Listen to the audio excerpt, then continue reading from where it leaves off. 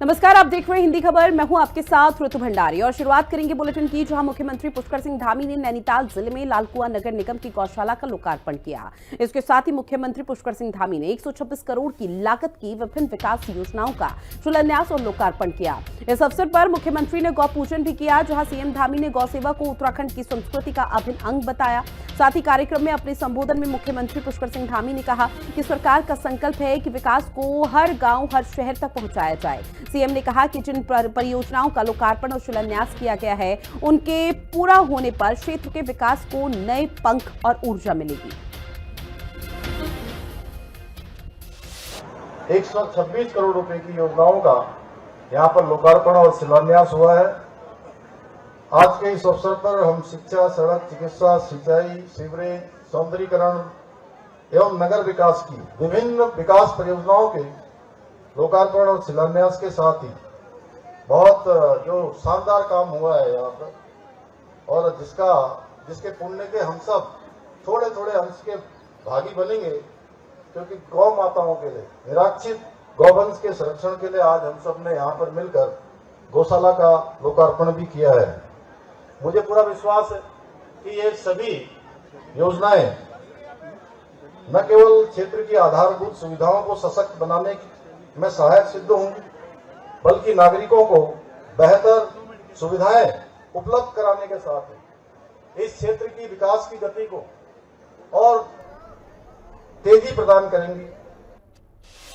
वहीं बड़ासू हेलीपैड से उड़े कोस्टल एविएशन के हेलीकॉप्टर को तकनीकी खराबी के कारण केदारनाथ राष्ट्रीय राजमार्ग पर आपातकालीन लैंडिंग करनी पड़ी, जिससे एक बड़ा हादसा होने से टल गया। लेकिन हेलीकॉप्टर की इमरजेंसी लैंडिंग के कारण सड़क पर खड़ी टैक्सी क्षतिग्रस्त हो गई। इसके साथ ही हेलीकॉप्टर के पंखे से राजमार्ग के पास से रेस्टोरेंट की टीन कट गई। गनीमत ये रही कि सड़क पर चल रही गाड़ी और आसपास के लोगों को इस लैंडिंग से जान का खतरा नहीं हुआ। रुद्रप्रयाग जिला पर्यटन विकास अधिकारी राहुल चौबे ने बताया कि लगभग 1 बजे यह हेलीकॉप्टर बड़ासू हेलीपैड से रवाना हुआ था, जिसमें पायलट समेत 6 लोग सवार थे।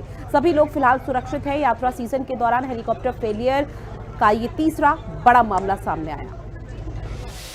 आज दिनांक 7 जून 2025 को लगभग 1 बजे केस्ट्रल एविएशन कंपनी का हेलीकॉप्टर जब वो बड़ासू के अपने बेस से टेक ऑफ हो रहा था, तो उसमें कुछ तकनीकी खराबी आ गई, जिसकी वजह से वो टेक ऑफ होते ही जो हमारी नेशनल हाईवे है उस पर लैंड हो गया, जिसमें 5 यात्री थे और 1 पायलट था।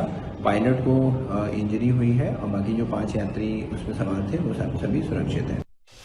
वहीं विधानसभा चुनाव से पहले एक बार फिर से कांग्रेस में एक बहुत बड़ी अंतर्कलह देखने को मिल रही है। पूर्व कैबिनेट मंत्री हरक सिंह रावत और पूर्व सीएम हरीश रावत के बीच जुबानी जंग शुरू हो गई है।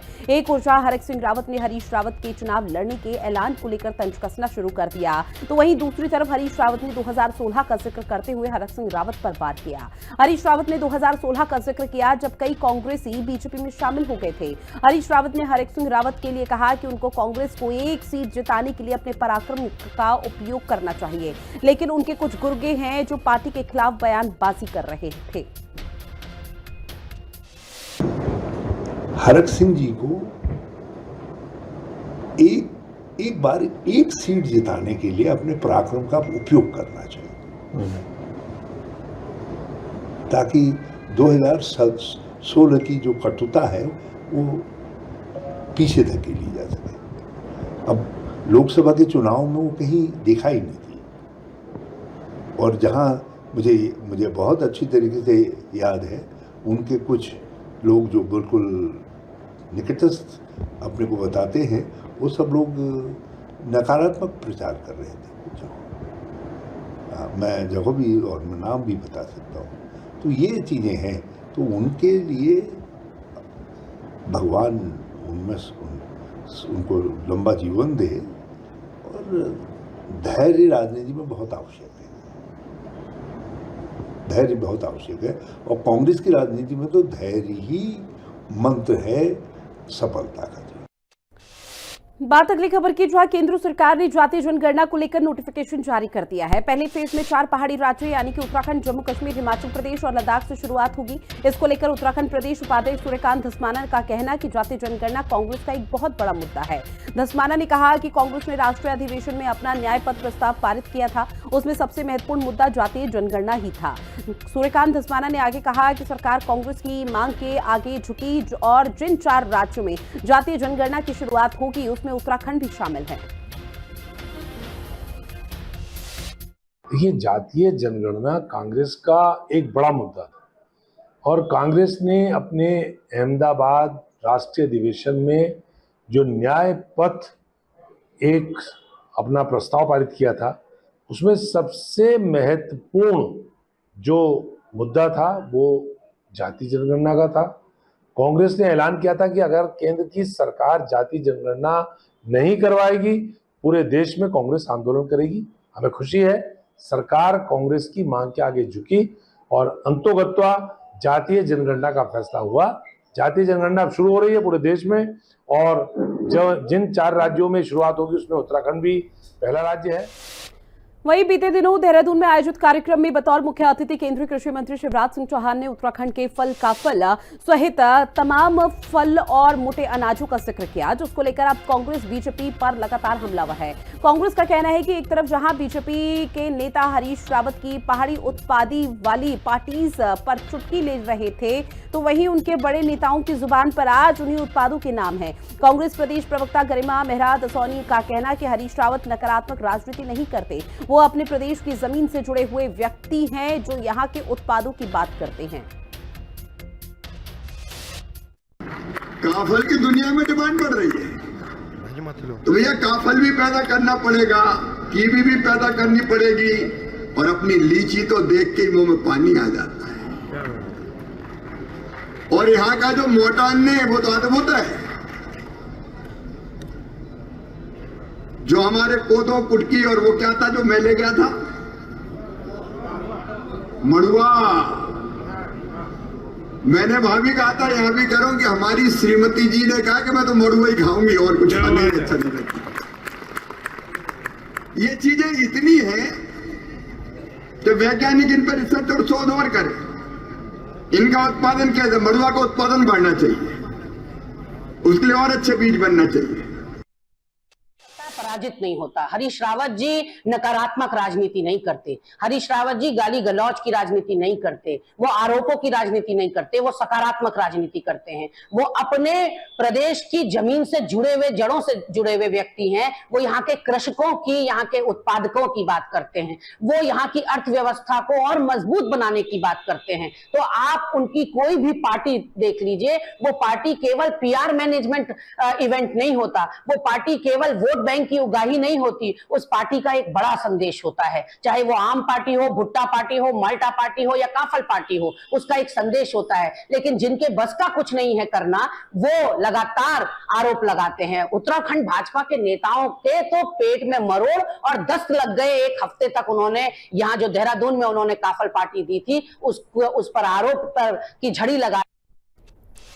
अब बात देहरादून की करेंगे, जहां नगर निगम में करोड़ों रुपए के वेतन फर्जीवाड़े घोटाले में मुकदमा दर्ज किया गया है। नगर निगम में स्वच्छता समितियों के नाम पर वेतन के माध्यम से करोड़ों रुपए के घोटाले का ये मामला जनवरी 2024 में सामने आया था, जिस पर डीएम ने जांच के निर्देश दिए थे। वहीं सीडीओ की जांच में घोटाले की पुष्टि के बावजूद मुकदमा दर्ज नहीं किया गया था। इस पूरे मामले पर अधिवक्ता और आरटीआई कार्यकर्ता विकेश नेगी ने हाईकोर्ट में याचिका दायर की है, जिस पर हाईकोर्ट के जवाब तलब करने पर आनन फानन में मुकदमा दर्ज किया गया। अधिवक्ता विकेश नेगी का कहना कि नगर निगम की मोहल्ला स्वच्छता समितियों में 99 फर्जी कर्मचारियों के नाम पर वेतन उठाया गया। ये फर्जीवाड़ा 5 सालों तक लगातार चलता रहा, जिससे सरकार को लगभग 9 करोड़ रुपए का चूना भी लगाया गया है। इसमें जनप्रतिनिधि भी जांच के दायरे में आ सकते हैं।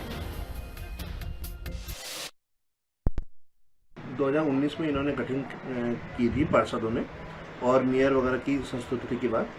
इसके बाद इसमें लगातार घपले आ रहे थे, क्योंकि उसमें पर डे 500 रुपये के हिसाब से एक व्यक्ति को मिलना था।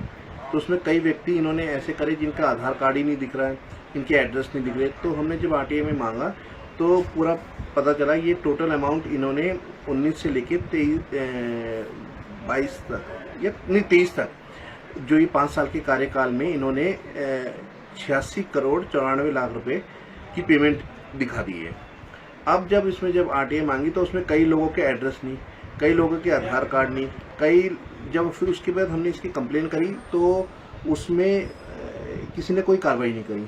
और उस समय जब प्रशासक बैठा के, जब तत्कालीन डीएम सोनिका जो थी, उन्होंने एक कमेटी बना के वो सीडीओ को ये जांच दे दी। हरिद्वार नगर निगम के बाद अब देहरादून नगर निगम में एक बड़ा घोटाला सामने आया है, जो कि करीबन 9 करोड़ रुपए का बताया जा रहा है।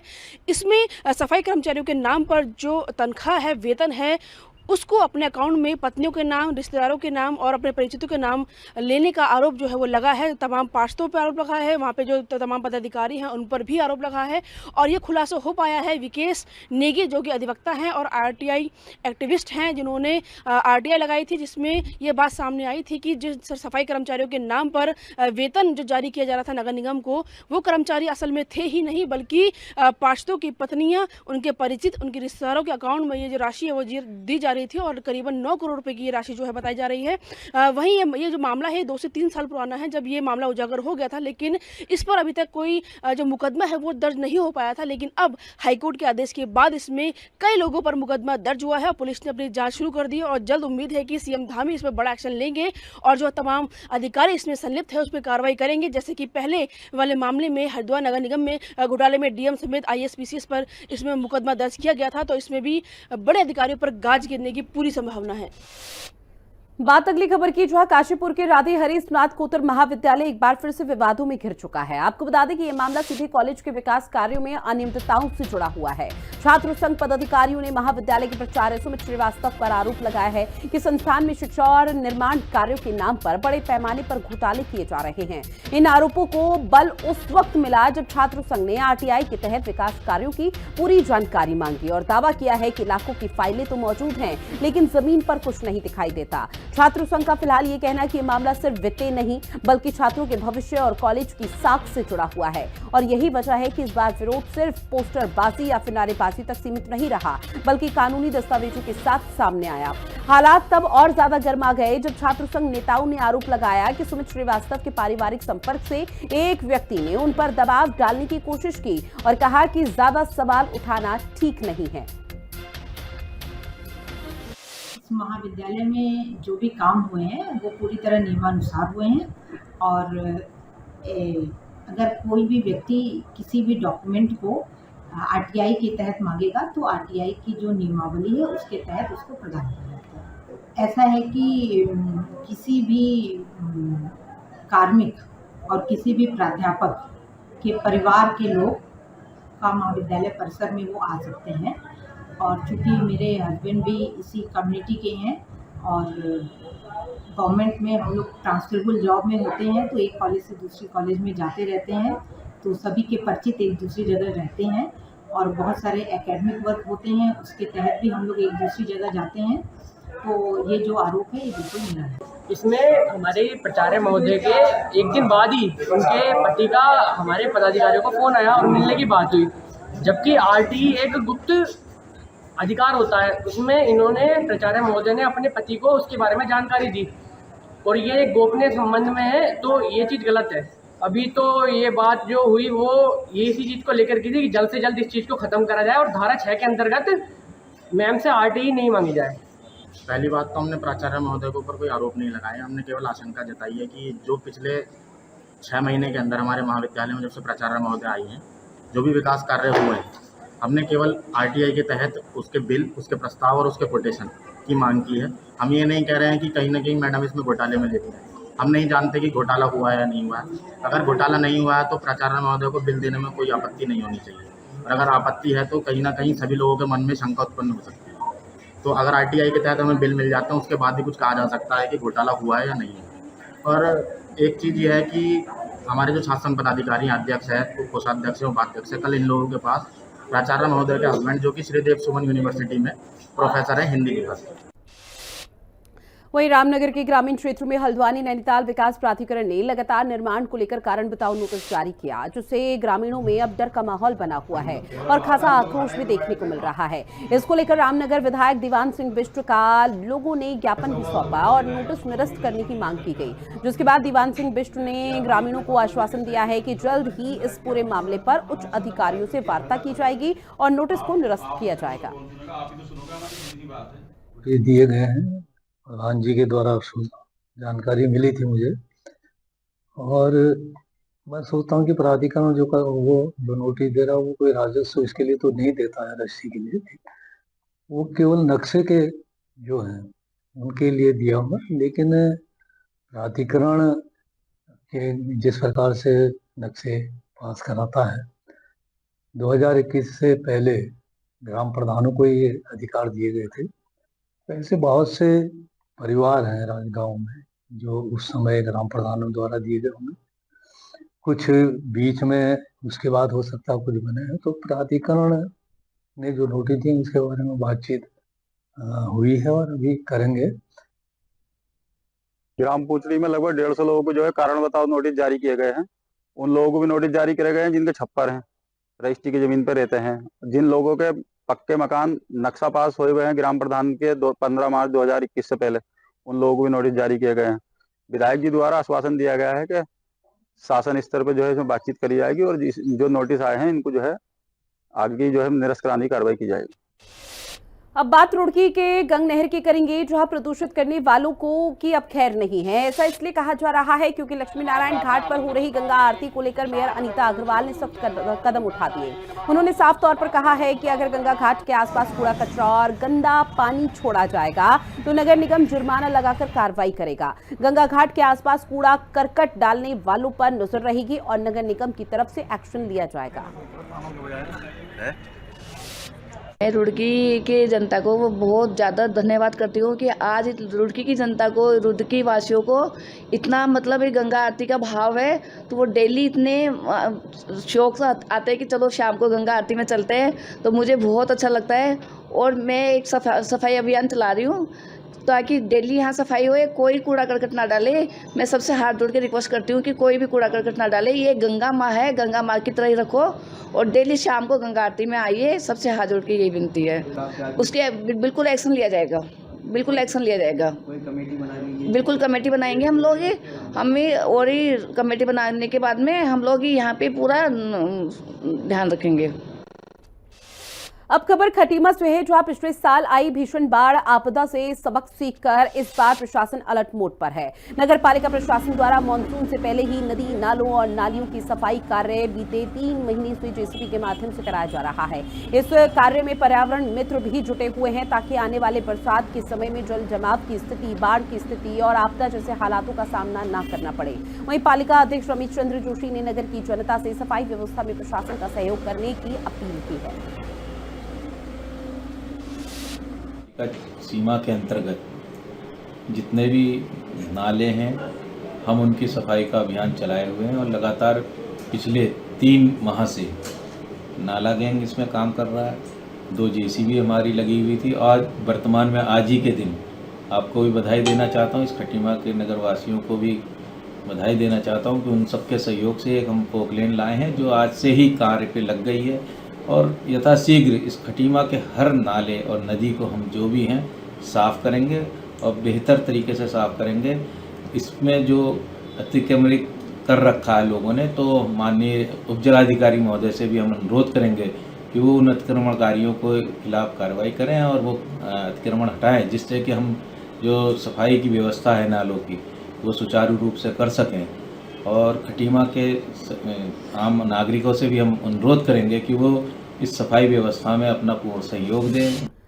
वहीं लंढोरा नगर पंचायत की ओर से बकरा ईद के खास मौके पर लगाई गई बधाई होर्डिंग विवादों में आ गई है। होर्डिंग में कुछ सभासदों के पति और पिता के फोटो हटा दिए गए, लेकिन एक ऐसे व्यक्ति का फोटो लगाया गया जो ना तो सभासद है और ना ही जनप्रतिनिधि और ना ही नगर पंचायत बोर्ड का सदस्य है, जिस पर सभासदों ने आपत्ति दर्ज कराते हुए कहा कि जिस व्यक्ति की तस्वीर लगाई गई है उस पर नगर पंचायत की जमीन पर अवैध कब्जे का विवाद चल रहा है। उन्होंने कहा कि इस व्यक्ति के साथ फोटो लगाकर नगर पंचायत की छवि को नुकसान पहुंचाने की कोशिश की जा रही है। सभासदों ने यह भी कहा कि आरोप लगाया है कि नगर पंचायत अधिकारी इस विवादित व्यक्ति के प्रभाव में काम कर रहे हैं और दबाव में आकर उसकी तस्वीर होर्डिंग में शामिल कर दी गई। इस व्यक्ति का एक जमीन इसने ऐसी कब्जा रखी है, ऑन रोड है वो, उस पर 17 दुकानें बनी हुई, उसमें सभी उसी पूरी संपत्ति पे जो हाई कोर्ट का स्टे है, आज तक भी हाई कोर्ट उसने नगर पंचायत ने जो उस पर ताला घेरने का काम नहीं करा, हाई कोर्ट के भी धज्जे जो नगर पंचायत बराबर दस्तूर जो उड़ाती हुई नजर आ रही इसमें।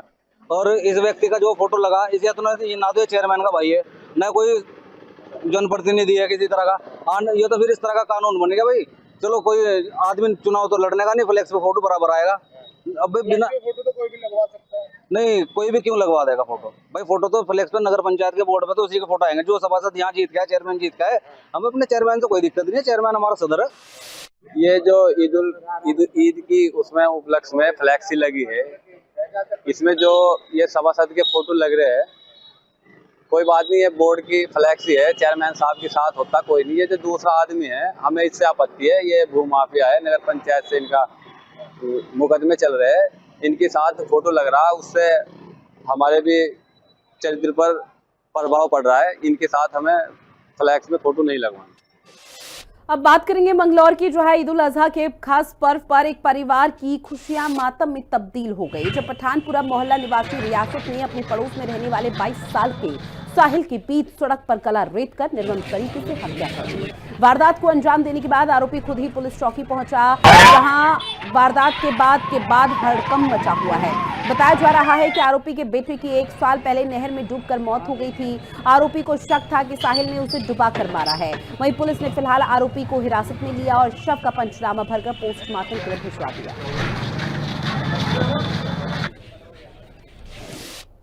मिली ये कस्बा चौकी क्षेत्र में एक व्यक्ति ने दूसरे एक बच्चे का गला रेत के उसकी हत्या कर दी, तो घटनास्थल पर आए हैं और एट द स्पॉट ही शायद वो जो मृतक था उसकी डेथ हो गई थी और अभी बॉडी मोर्चरी में है। बाकी हम देख रहे हैं कि क्या कारण थे, किस लिए थे। जो व्यक्ति जिसने घटनाक्रम किया वो हमारी एक्सेस में है, उसको हमने पकड़ लिया है, मुकदमा दर्ज करके आगे की लीगल कार्रवाई जो है वो की जा रही है। इसमें कुछ ऐसा प्रकरण अभी बताया जा रहा है कि 1 साल पहले जो जिसने मर्डर ये आज घटना की है उसका कोई बेटा एक्सपायर हुआ था पानी में डूब करके, उसको लेके कुछ कंसर्न था, तो उसमें हम आगे काम करें।